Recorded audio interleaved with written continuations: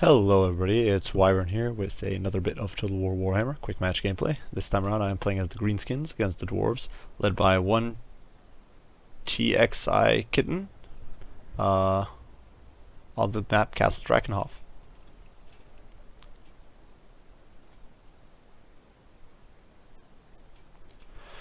So right off the bat I did a bit of an unusual build for once. Normally when I do orc builds I do try to run some of the legendary lords and often run a flying lord, something like that. And it's usually going to be pretty conventional with boar boy big guns and that sort of stuff, but this was against dwarves and I wanted to try out a bit of a different comp again and just kind of shake things up a little bit. So for my lord I am still running an orc war boss on a boar, which gives him armor piercing. He has very solid melee stats, potion of toughness, potion of foolhardiness, stand your ground, and wah, of course. Just a very solid lord, and I don't really think I need to have a wyvern, and especially as it's very susceptible to ranged fire, and I figure this is good enough, and it's fairly cheap, and that's probably the biggest selling point.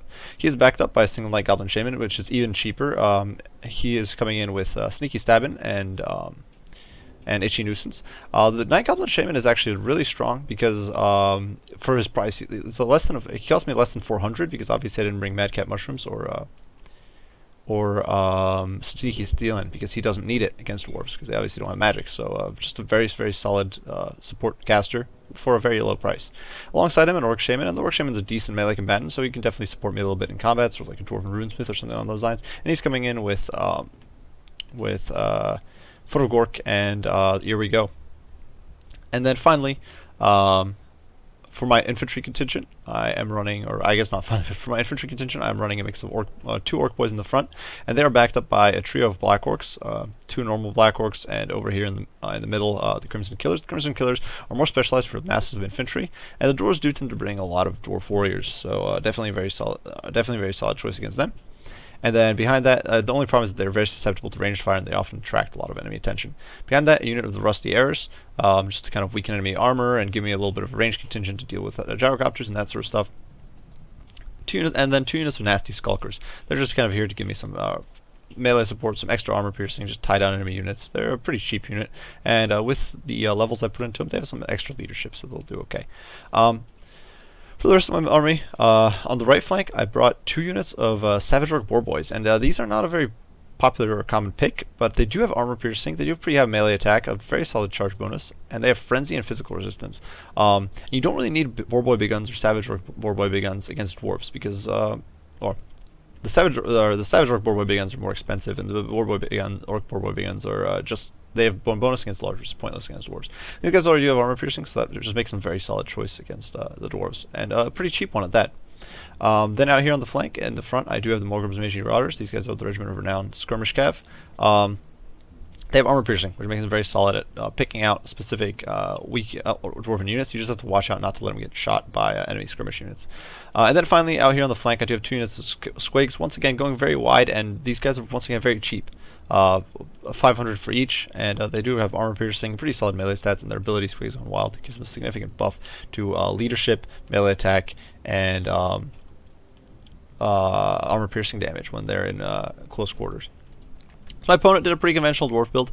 Brought Thorgrim, the Grudgebearer here with Stand Your Ground, High King, and Book of Grudges, which makes his army very solid. It gives him much better melee stats and means that his whole army gets frenzy if he is below 50% leadership.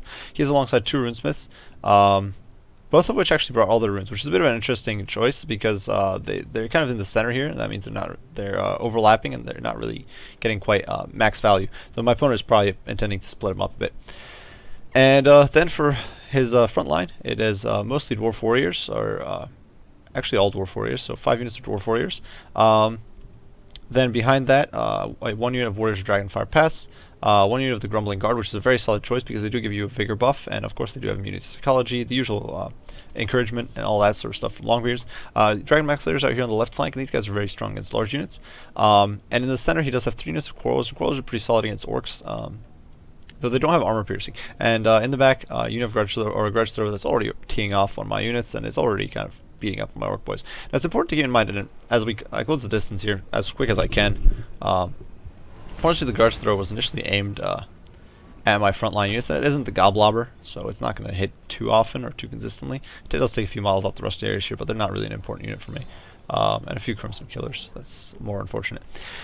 But one of the things I definitely think is a mistake here is that my opponent didn't really bring much in the way of armor piercing. Orcs are almost always guaranteed to bring some armor piercing to the field if you're playing as dwarves, because well, they're always going to bring armor piercing. As you can see, my opponent did see my cav here, and so he's shifting dwarf warriors to can't match it. But because they bring the only armor piercing for orcs, or as far as their infantry goes, is nasty skulkers and black orcs. And black orcs are much more common because they have high morale. They're not likely to break.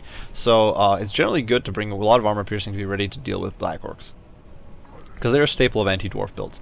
So here you can see these orc boys are taking a lot of hurt, but that is okay because they're orc boys, they're cheap, and they have shields, so they were kind of meant to absorb this fire from the quarrelers. Now, the quarrelers are turning their attention to these savage orc boys, and here you can see I do get an overcast for Gork down on these guys. It does damage the crumbling guard a little. It wasn't perfect, but it was okay. Got some damage into these quarrelers, and forced my opponent to pop some of his runes a little prematurely, I think. Now, savage orc boys do crash into these warriors of Dragonfire Pass. Do keep in mind that dwarf units do have charge resistance against large. So that makes this a bit of a lackluster charge. It's not going to get too much done, but in the long term, these guys will get a little bit of damage in, and then I'll be able to hopefully pull them out.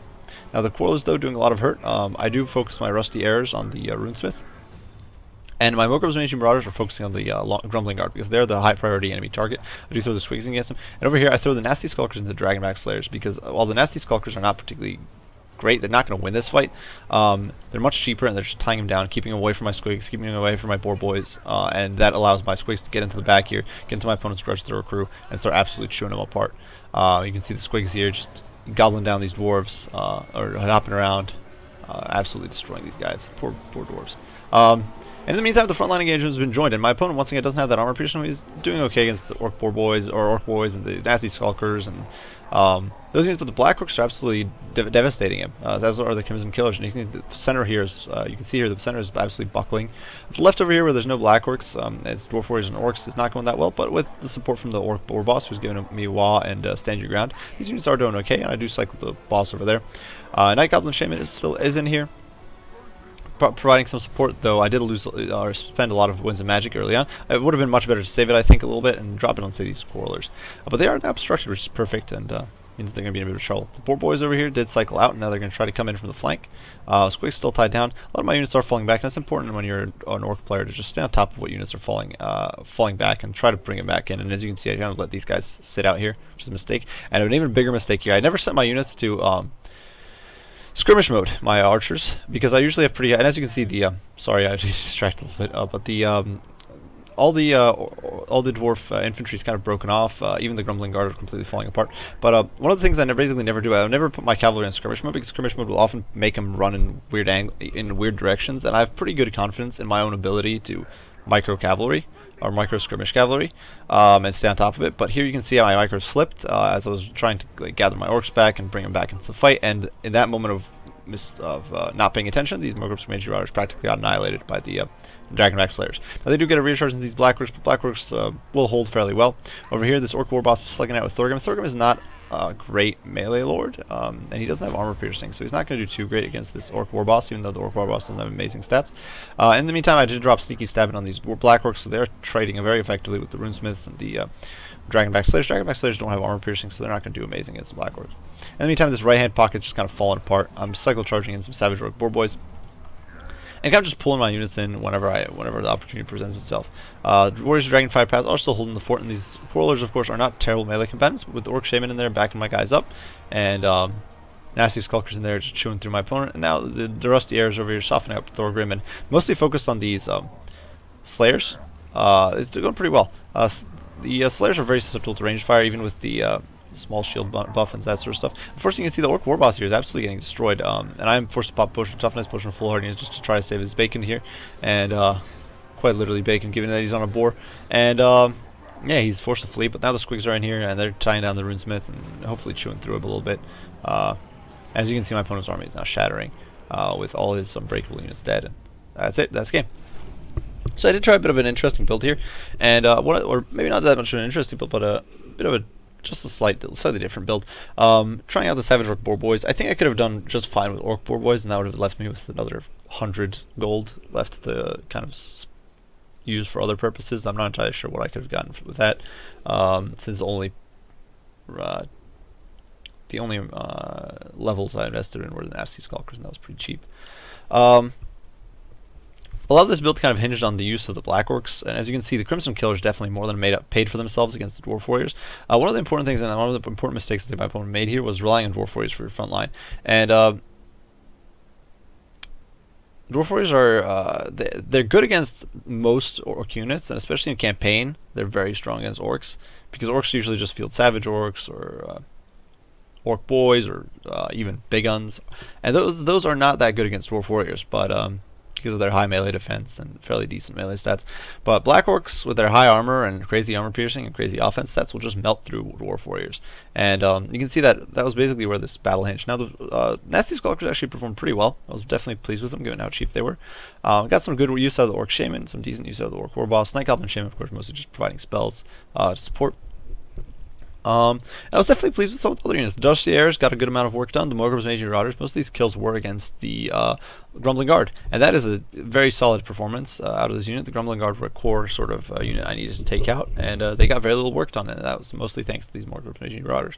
Squig, good work just getting into my opponent's backline. The fact that I was able to just bring so many units, so many fairly cheap cavalry and fast units like the Squigs and the Savage Orcs, meant that I could really pincer my opponent, pin him down. He only brought one unit of Slayers, and that meant he wasn't able. And those got caught up by the Skulkers, and that just meant I could really take him apart.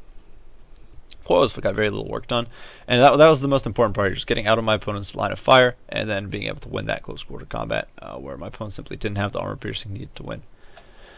So definitely a good game to my opponent. I do hope you guys enjoyed this game. If you did, be sure to leave a like and subscribe down below.